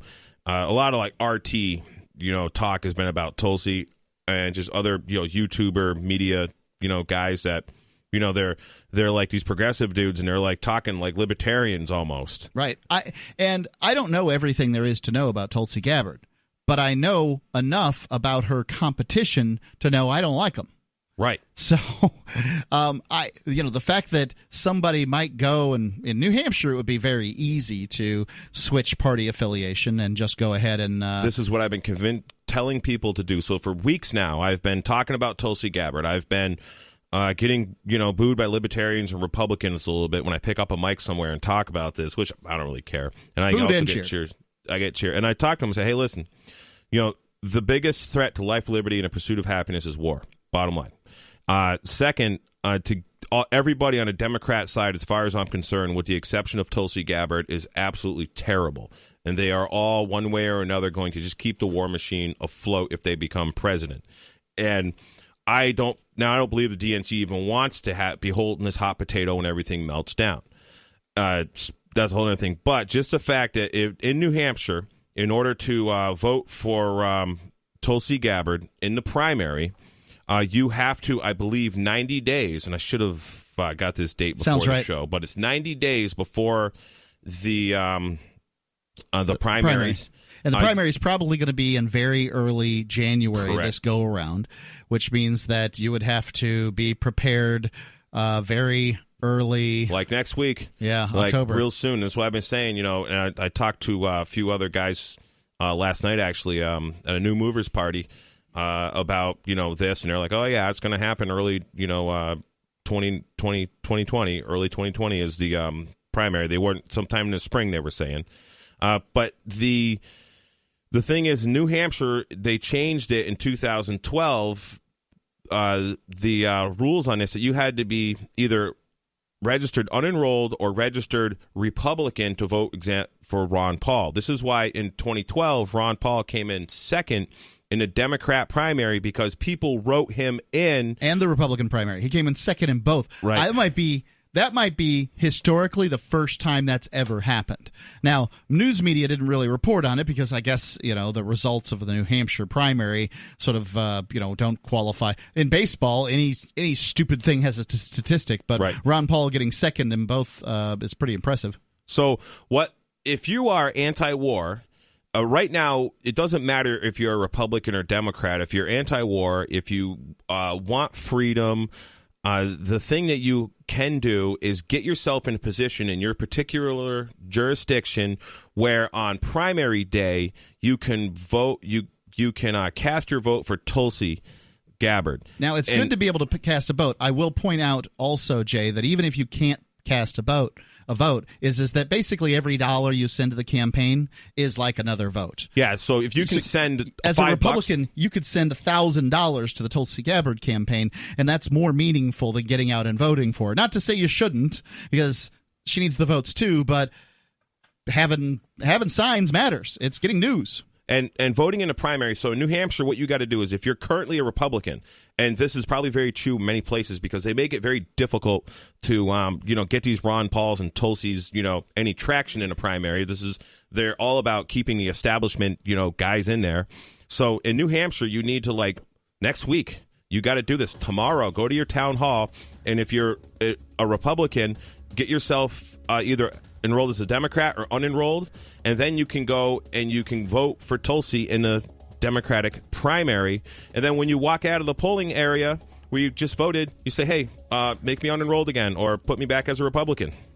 Your call's next, 855-450-3733. It's 855-450-FREE, as in Free Talk Live. Business owners, you want more customers? Accept cryptocurrencies. There's people all around you just waiting to spend money at your store. If only you would take it. I know, you've been waiting till someone else makes it easy. Well, good news. HelpMeTakeBitcoin.com adds Bitcoin to your point of sale, totally free. Use the same equipment you already have, now with Bitcoin. And unlike credit cards, there's no fees. Let the guys at HelpMeTakeBitcoin.com bring new customers to your store. HelpMeTakeBitcoin.com.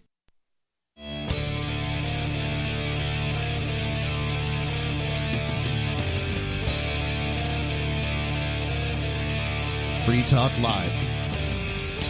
Call in. Talk about whatever's on your mind. That's what we do on Free Talk Live. That's what the amplifiers support on Free Talk Live. If you want people to be able to call in and talk about whatever they want to talk about, you want to give a platform to people to discuss things in real life as opposed to on social media, then Free Talk Live's your man or show or whatever. Go to amp.freetalklive.com as porcupinerealestate.com has done. PorcupineRealEstate.com is a gold amplifier, meaning they give us $10 a month. We ask for $5, and that's what we appreciate. That's, amplifiers and amplifiers as far as I'm concerned, but I'm glad for folks like Mark Warden, the Porcupine Real Estate, to support us. And I've had him on, actually, a couple of times, done some interviews. He's such a good dude. I was talking to him last night at the New Movers Party in Manchester. They have a monthly get-together for new porks. People come to for the Free State Project, and like the last 6-7 months, there's been people just pouring in from California and New York because they are leaving socialist nations, is the way they put it. One guy said it last night. One lady, actually, she's an immigrant from I forget, Ukraine or Russia or something, and she's like, I have left 2 socialist nations, she said. Fled 2 socialist nations. It's always interesting to hear the Eastern Bloc people talk about socialism in the United States, because I don't think people recognize it at all. But Mark Warden is a great example of how a good real estate agent can save you more money than they end up costing. Oh, yeah. And I bought my house with him, and, people are very happy with his services. He's a great guy. Olivia calling in from Arizona. Listen on YouTube. Olivia, you're on Free Talk Live. Hey, Mark and Jake. What's on your mind? This is interesting about Tulsi Gabbard. I feel like this is the only place I really hear about her. She sounds really interesting, so I do hope that y'all talk about her some more. But as long as she stays in the campaign, I'm willing to talk about her. I think Mark mentioned that maybe someday you might move somewhere else, like to a different country, perhaps. Did I hear that? I was curious if you wanted to talk about that. Sure, I'm happy Some to. days the news is so depressing. I heard this new story about Texas made this law. If you protest the oil pipeline, they can slap you with a felony and 10 years in prison. It's insane. Oh, I hope a lot of people engage in civil disobedience when it comes to protesting pipelines. I mean, the pipeline, actually, Tulsi was very much talks about Standing Rock and, and respecting property rights and, this tribal property. And, they put that, I can't remember what the pipe was, a Keystone pipeline that went through there. Some pipeline went through there. And basically what they were very worried about, they go under a river that, supplies a lot of the water for the farms and the municipal drinking water within this Indian reservation. And that pipeline actually leaked, and it contaminated that river like months or a year after. I don't remember the exact timeline, but what the native folks were concerned about happened. Yeah, in the news story I read, the Native Americans went to protest at the Texas State Capitol, and of course the brown-shirted goons threw them out on their behinds. It was pretty horrible. As far as leaving the U.S., I have, I think that I I don't think it's a single good enough reason that it's cheaper in Central American countries to retire there. There certainly are plenty of places in Central American countries that you can retire a bit more cheaply and that sort of thing. But you could retire pretty cheaply in Florida in certain places. Sure, you can't move to Naples and expect to retire very well. But, there are communities that surround Naples that are quite inexpensive. I mean, I was looking, for whatever reason, somebody showed me a house in Sarasota, Florida, not exactly a low-rent district. That was, it was, a trailer. But, I mean, a one-bedroom, one-bath trailer in a trailer park, an old people trailer park. And in Sarasota, a trailer park is not considered, bad digs because the old people take nice care of things. So $20,000. I mean, pretty much anybody can afford that.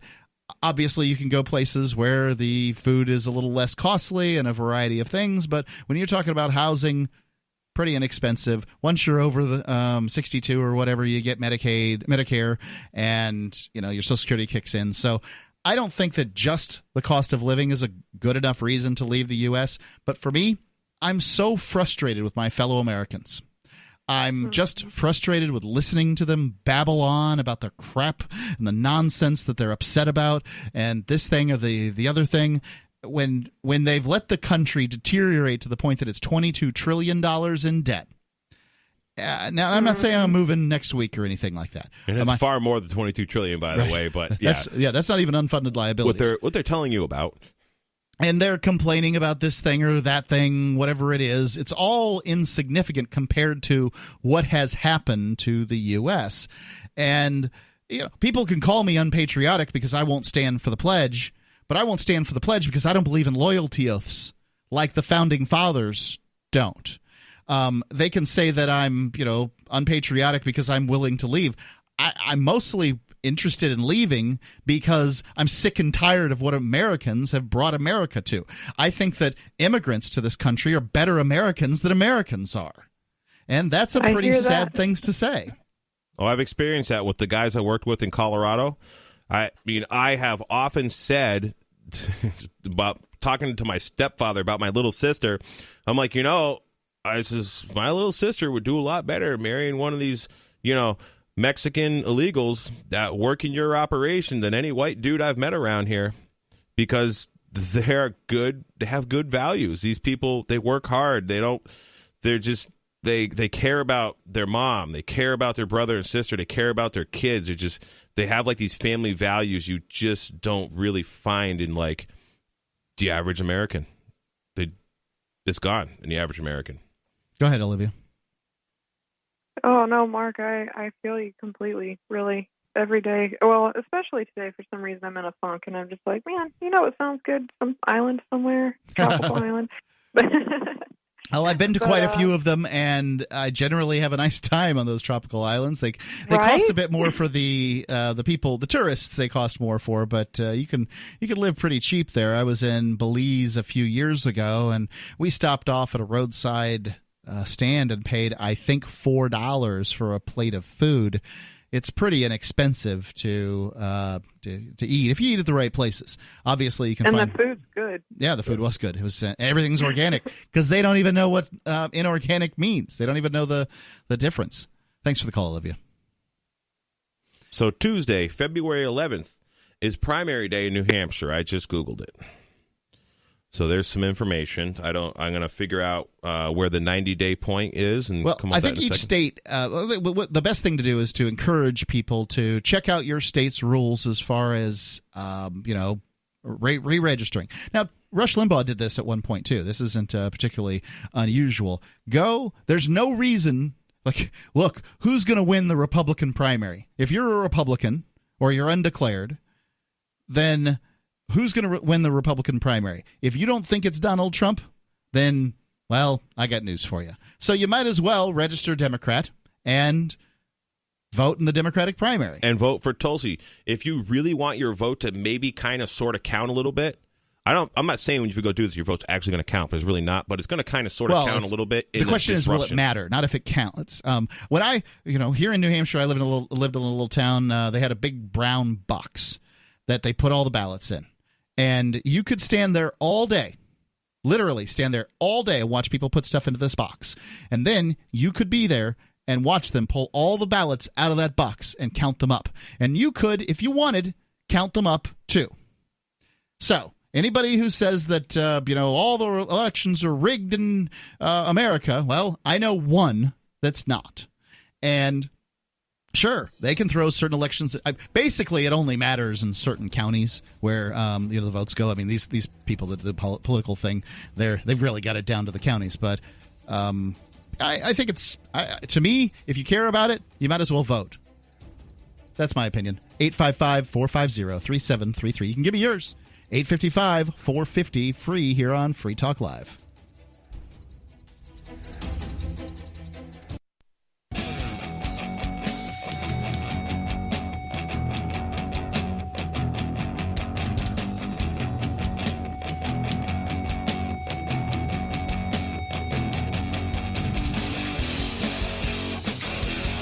Free Talk Live, final segment. And we will be doing Freer Talk Live tonight. Myself, Silver Dave, and Nobody. I should have mentioned it a little earlier, and it will only be on the Discord and Twitch feeds, I believe. So you go to discord.freetalklive.com and twitch.freetalklive.com. I think it's twitch.lrn.fm too, and then discord.lrn.fm will also work. Possibilities, but personally, I don't think that lrn.fm it necessarily seems like a URL to people. So I like to use freetalklive.com. So. And we'll just be kind of joking around, just talking about things that are on our mind. Nobody's running for mayor, and Silver Dave's always got good things to bring up and talk about. And he's a college student now, and he's having fun over here at Keene State. And it's just a little fun for us, and we get to learn how to run the first chair and, use the board, and it's good practice, and it's just fun. Well, it's a lot of it's three guys that are sort of known for their ability to say wild things here on the air, with the ability to say even more wild things off the air. Because it's pretty much uncensored. We can use the words that we can't use on the air. Right, a whole variety of them. I know they get used. So it's what's the best bet? Twitch.lrn.fm. I think that is the best bet, yes. So put that in your URL, twitch.lrn.fm, and watch the after show, Free or Talk Live. Let's go to David calling in from New Mexico. David, you're on Free Talk Live. Hey, somebody made the mistake of mentioning Harrison Ford, so I have to say, you met Harrison him. Ford's wife served me a glass of wine at their house one time. Oh, that sounds their like ranch. Where's the Jackson, ranch? Wyoming. Jackson, Wyoming. I see. Yeah. So they still have this ranch in Jackson? I'm sure he does. I don't know that for sure, but I'm sure he does. I think Ricky Schroeder's out in Wyoming, or maybe it's Colorado. I don't know. Looked that up one time. There's some beautiful places all out there. Man, I was in near Jackson Hole, and that's where essentially Yellowstone is, if I got that right. And it's gorgeous. I mean, Yellowstone is just gorgeous, especially all those weird colored lichens that only live in that particular area. You go out there and see the Old Faithful and the geysers and all that stuff. It's amazing. Yeah, sure is. So what's on your mind, David? The bubble-headed bleached blonde that comes on at 5. Yeah, what is that? That's Eddie Money song? Close. Okay. Don Henley. Okay. That tell you about the plane crash with a gleam in her eye. There was a plane crash that just went on today. Yeah, it's a hobby of mine to when a plane crashes, I like to listen to the bubble-headed bleach blondes on the television and the radio make all kinds of speculations and such. And I can pretty much tell you what happened to this plane just from all I see is one still photograph and have like one sentence of report as to what people saw, and I can pretty much tell you what happened. Well, tell me. Is that the dude lost one or more engines on takeoff, probably just one. It sounds like his number 4 engine. There was, which in an older airplane that they may not be getting as much power out of those engines as when it was brand new, or who knows, they might be getting more. I don't know. Theoretically, that airplane should be able to maintain level flight, probably with 2 engines, and if it's lightly loaded. So they should have been fine with 3 engines remaining, but, who knows whatever else the circumstances are. And then, so what, when a pilot loses an engine on takeoff, what he wants to do is he wants to come back around and land if possible. And then here's where the problem comes in is very experienced pilots, this generally doesn't happen to. It's lesser experienced ones or ones that don't have balls of steel. And so what they're doing is they're taking off in one direction. In order to land, they basically need to make a U-turn to come back. And if you're underpowered and just barely staying maintaining altitude, as the report was in this case, getting lower and lower, inexperienced pilots or nervous pilots, they keep trying to make that turn and come around and come around and come around. But turning requires more power than just going straight ahead.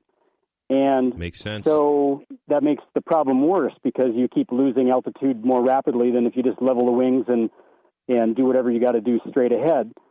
And so he apparently made it all the way around back to the landing end of the runway that he took off of, but just a day late and $1 short, and didn't touch down in control, and then apparently lost control on the ground and went off the runway and hit a structure. And then you see the smoking hole in the ground thing in the photograph. What he should have done, and this is assuming I'm correct. For those that didn't get to see it, by the way, this is a B-17 that crashed today in Hartford at Hartford's Bradley Airport. Go ahead. Connecticut. Yeah, Connecticut. Yeah, and what he should have done, assuming I'm correct, and I can be wrong, because like I said, I'm going off of a picture of a smoking hole in the ground and 1 sentence or 2 sentences of a witness report. And what he should have done, if I'm correct, is he should have recognized that he's not for sure the outcome. As a matter of fact, this is part of the verbiage in an airline transport pilot flight test. Quote: "With the outcome never in doubt." And for the commercial pilot's license, which is a license below the airline transport, it says never seriously in doubt. And what happened is apparently the successful completion of this maneuver was in doubt, and I'd even say seriously in doubt. What he should have done is he should have gone more or less straight ahead. He could have angled off 30, 40 degrees right or left and looked for the most open place ahead of him to put it down. And granted, that may have been a fairly congested area where there were no good options. But the alternative was, the alternative got half the people on board killed anyway. Yeah. So and quite a few of the rest are in critical condition. They may not make it either. Yeah, it was certainly a bad result. Yeah. So anyway, it's a sad story. Thanks for the call, David. Yep. 855. Well, I've given the number. It's pretty much over and done with here. When we were talking earlier, Jay, about this sort of retiring to a foreign country, I was talking about just sort of my distaste to some extent, just for sort of what I see America turning into.